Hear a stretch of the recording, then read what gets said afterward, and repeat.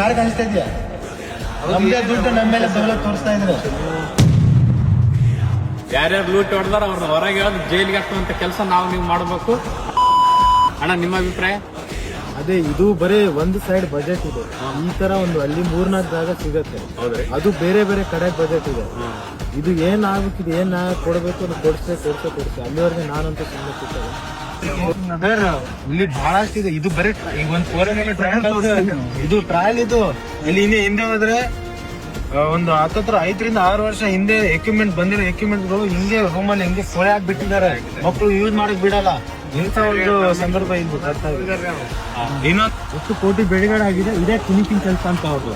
Plastic ಇಲ್ಲ, paint ಇಲ್ಲ, ಇದು ಹಂಗೆ ಬಿಟ್ಟಿರೋದು. ನಾನೇ ಮಾಡ್ಸೇರಿದೆ. ಆಮೇಲೆ ಏನ್ ಮಾಡ್ತಾರೆ, ಎಲ್ಲ ಬಾಟ್ಲಿ ಕೊಟ್ಟಿರ್ತಾರೆ, ಎಲ್ಲ ಕೂಡ್ತಾರೆ, ವೆಹಿಕಲ್ಗಳು ಬರ್ತಾವ, ಅಲ್ಲಿ ಒಳಗೆ ನೋಡ್ತಾರೆ, ಎಲ್ಲ ನೋಡಿ. ನಾವು ಒಂದು ಮಟ್ಟ ನೋಡ್ಬಿಟ್ಟಿವಿ. ಸಣ್ಣ ಮಕ್ಕಳು ನಾಳೆ ಭವಿಷ್ಯ. ಅವ್ರು ಇವಾಗ ಈಗ ಏನಪ್ಪಾ ನಮ್ ಈ ಮಟ್ಟ ಅವ್ಯವಸ್ಥೆ ಇದೆ, ನಮ್ ಯಾವತ್ತು ಮುಂದೆ ಬರಕ್ ಆಗಲ್ಲ. ಈ ರೀತಿ ಮೈಂಡ್ ಕೂತಿದೆ ಆಗ್ಲೇ. ಈ ನೆಕ್ಸ್ಟ್ ಅವ್ರು ಹೆಂಗೆ ಇನ್ನೊಬ್ಬಗೆ ಗೈಡ್ ಮಾಡ್ತಾರೆ?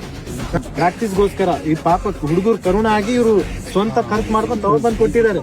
ಆದ್ರೆ ಒಂದು ವಿಷಯ ಗಮನಕ್ಕಿರ್ಲಿ, 100,000 ಸಂಖ್ಯೆಯಲ್ಲಿ ಕೋಳೆ ಆಗಿ ಬಿದ್ದಿದೆ. ಈ ಅಧಿಕಾರಿಗಳಿಗೆ ಅವ್ರು ಕೊಡೋಕೆ ರೆಡಿ ಇಲ್ಲ.